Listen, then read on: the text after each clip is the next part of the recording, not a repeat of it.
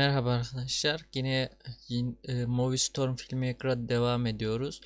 Bu bölümde ise nasıl yeni bir sahne oluşturabiliriz ona bakacağız. Gördüğünüz üzere aynı şekilde yeni proje oluştura bastık ve boş proje oluştur dedik. Bunu oluşturduktan sonra arkadaşlar tabii yine bir normal boyutlarda bir açacağız. Bu haritada arkadaşlar daha yeni dediğim gibi bir önceki videoda mouse'un orta kliği ile hareket ettiriyorduk. Sol kliği ile döndürüyorduk. Sağ kliği ile hareket ettiriyorduk. Burada harita oluştururken en önemli kısım şurası arkadaşlar. Burada duvarları oluşturabiliyoruz. Duvarların içerisine eşyalar koyabiliyoruz. Gördüğünüz üzere bizim şu nesne duvar seçim aracı. Buna shift ve mouse'un sol kliğine basarak şöyle duvar örebiliyoruz bununla. Ardından böyle döndürüp şuraya da şöyle güzel bir duvar örelim. Şöyle. Daha sonra şurayı uzatalım. Bu çizgileri takip ederek yaparsanız sizin için daha kolay ölçülü olabilir. Şöyle. Bunu silebiliyor muyduk? Şunu silebiliyoruz şöyle diyebiliyorum. Neyse. Bu duvarı yaptık ya arkadaşlar şu şekilde. Onu siz ayarlarsınız kaldırıp tekrar. Şuradan boyama yapabiliyoruz arkadaşlar. Bu boyamayı şöyle üzerine geldiğimizde duvarı tamamen tekstürle kaplıyor. Şu şekilde içine dışına da yapabilirsiniz farklı şeyler olarak. Şu şekil. Daha sonra içeriye mesela bunun farklı bir şeklini katabiliriz. Gördüğünüz üzere farklı bir renk oluyor. Ardından buraya da basıyoruz. Duvarlarımızı oluşturduk. Şimdi duvarlara arkadaşlar şu şekilde pencere ve kapı koyalım arkadaşlar. Şu kapıyı alalım.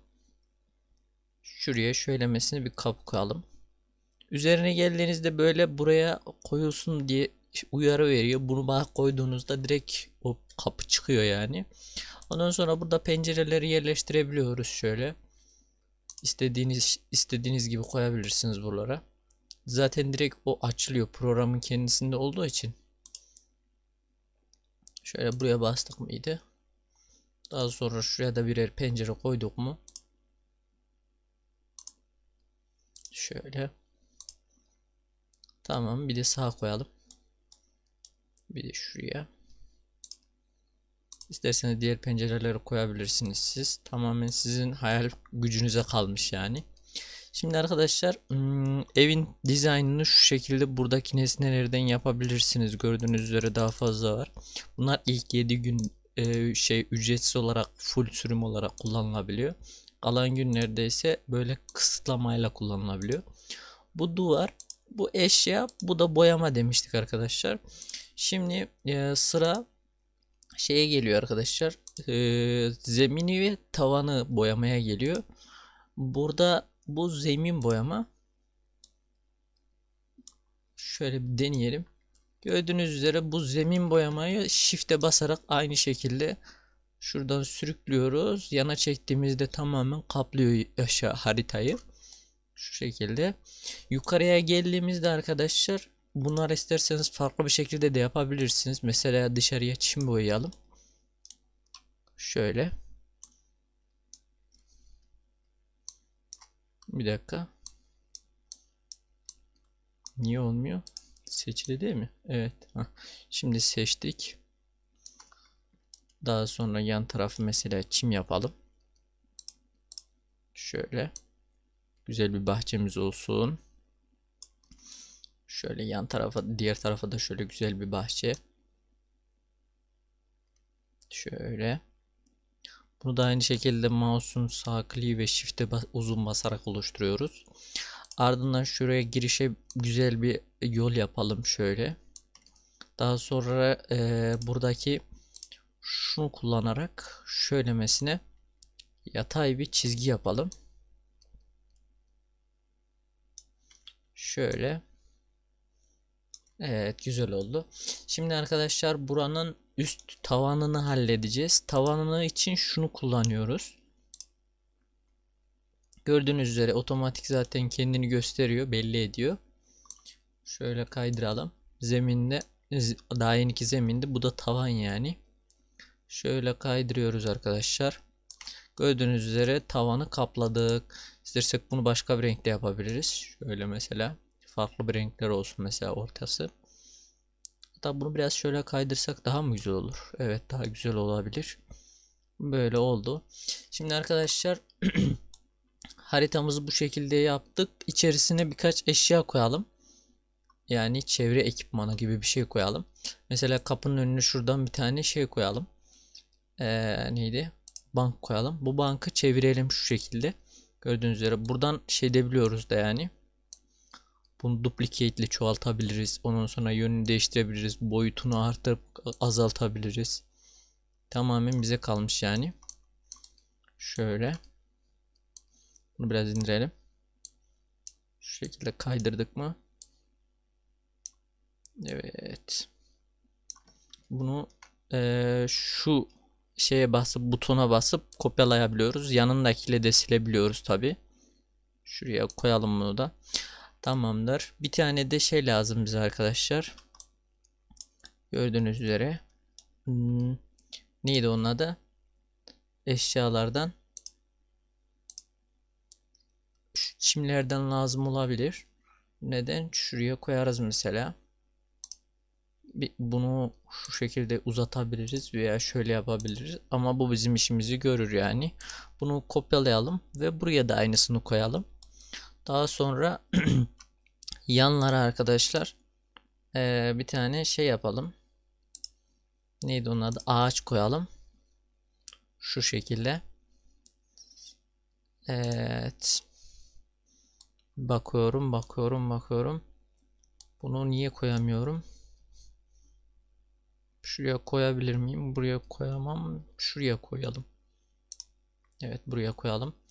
Bunu şöyle daha geniş yapsak daha güzel olabilir de büyük oluyor. Şuradan scale'ini ayarlayabiliyoruz tabi.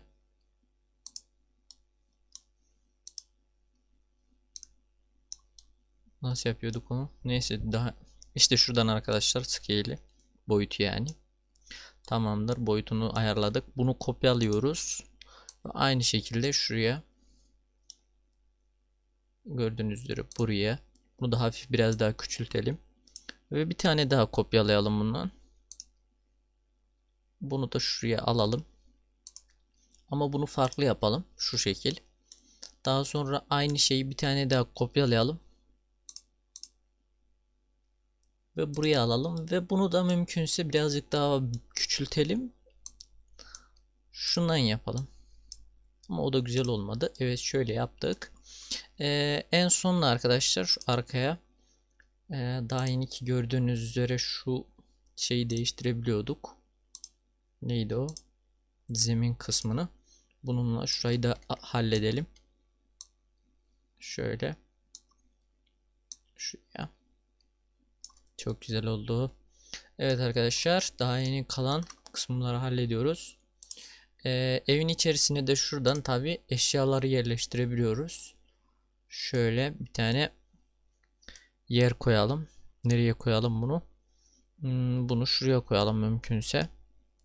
Tam ortaya şöyle. Daha sonra bunu tabi çoğaltabiliriz. Başka eşyalar koyabiliriz buradan. Buradan mesela şuradan aratabiliyoruz. Bed diye. Yatak aratabiliyoruz. Koltuk aratabiliyoruz. Mesela şu koltuklardan birini koyalım buraya. Şöyle çevirelim bunu. Rotate'ini.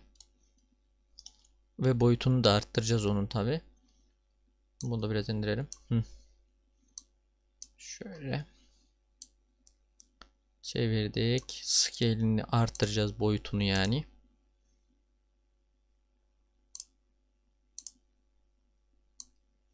Boyutu oynamıyor arkadaşlar onun. Çünkü sabit bir obje olduğu için galiba. Evin içerisine tabi siz isterseniz duvar da örebilirsiniz. Burada gökyüzünü ayarlıyoruz arkadaşlar. Şöyle bakalım, tamam mı? Gökyüzüne. Bir dakika. Şu şekil yaptık ya biz. Daha yeni haritamızı. WASD ile de hareket edebiliyorsunuz tabi.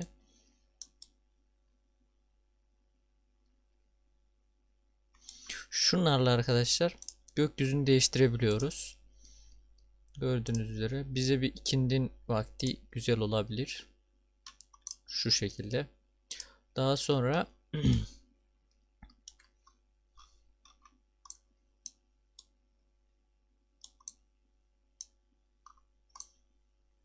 evimize gelelim.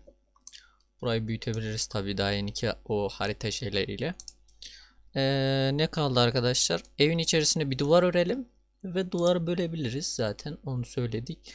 Bu arkadaşlar ışığın geliş hali, tamam mı? Bunu değiştirirseniz gördüğünüz üzere dışarıdaki gölgeler ve şeyler değişir yani. Güneşin dik gelmesini istiyorsanız şu parlaklığın tamamen ortada olması gerekiyor. Eğer az gelsin, ikindin güneşi gibi olsun diyorsanız şu şekilde yarım yapın.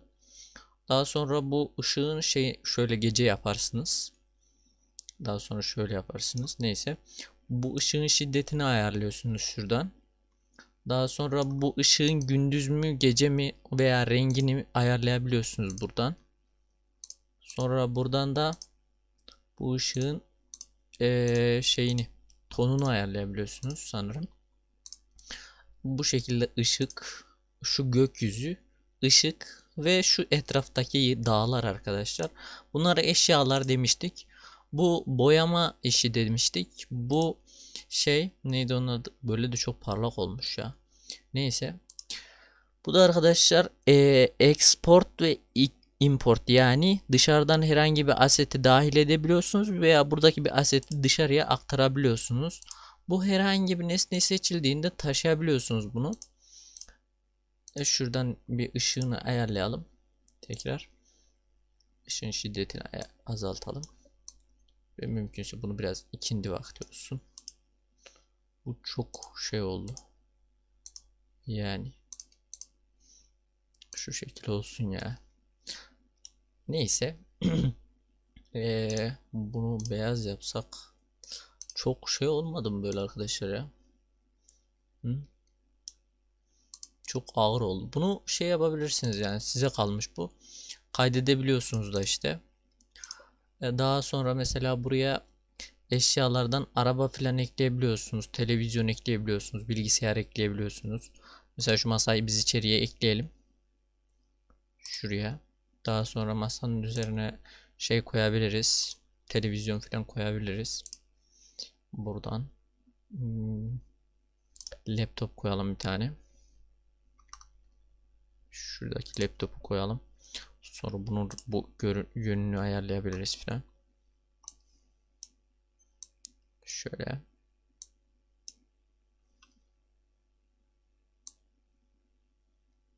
Tamamdır. Buraya bir de sandalye attık mı? Şuradan. Mesela. Şöyle. Bunun mesela şu şekilde yapabiliriz. Daha sonra buradan birkaç tane daha şey koltuk koyduk mu? Şöyle mesela. Daha sonra ona bir tane daha duplicate edip karşıya bir koltuk daha koyduk mu? Kopyalayıp bunu da 180 derece çevirirsek çok güzel olacak.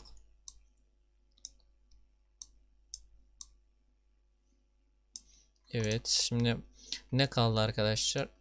Şu araya bir duvar örelim. Duvar örelim. Şuradan. Tabi dışarı çıkınca bu duvarı öremiyoruz. Şöyle bakalım. Yani arkadaşlar daha sonra şeyi falan göstereceğim size. Neydi onun adı? Bu şey yapmayı yani. Neydi? Harita oluşturduktan sonra haritanın içerisine böyle şey eklemeyi yani. Neyse onu boş verin. Siz onları halledersiniz. Harita bu şekilde arkadaşlar. Genel olarak şu kısım harita. Daha sonra karakter oluşturmaya geçeceğiz. Bu video bu kadardı arkadaşlar. Kendinize iyi bakın. Görüşmek üzere.